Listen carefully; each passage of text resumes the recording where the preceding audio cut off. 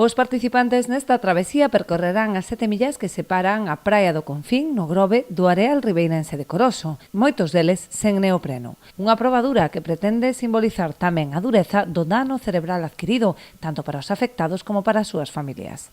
Unha proba que quere apoiar as persoas afectadas por dano cerebral adquirido, que visualiza o seu día a día, o seu espírito de superación, tamén a súa valentía. Tamén apoiar a Asociación Sarela de Santiago, que presta apoio tanto a afectados como a súas familias. Intentamos representar como nadadores durante 4 horas están no mar, peleando cas circunstancias, cas adversidades que marca o propio mar, as correntes, a temperatura de auga e as condicións atmosféricas, pero tamén para entender como unha familia durante 24 horas ao día, 365 días ao ano, tense que enfrentar a esa mesma situación. Ademais de destacados nadadores como María Vilas ou Jorge Cribillés, na proba tomarán parte tamén deportistas con dano cerebral adquirido, como Jeremías Mateo, Mario López ou Marta Vázquez, que nadará acompañada de Pablo Mariño a bordo dun kayak.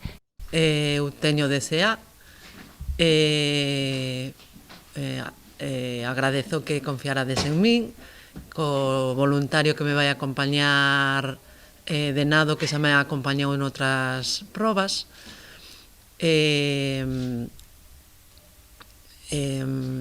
Bueno, é unha proba dura, estiven entrenando moitos meses.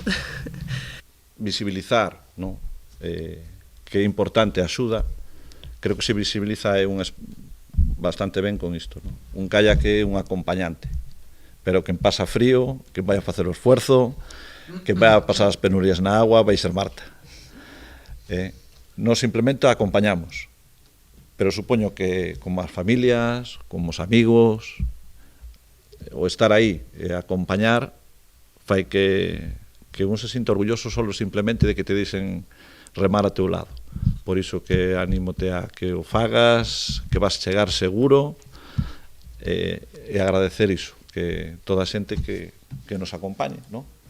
A véspera da proba celebrarase un encontro no Auditorio de Ribeira con varios poñentes, onde abordarán o papel do deporte e os hábitos de vida saudables para previr o dano cerebral adquirido. Dará comezo ás 7 da tarde.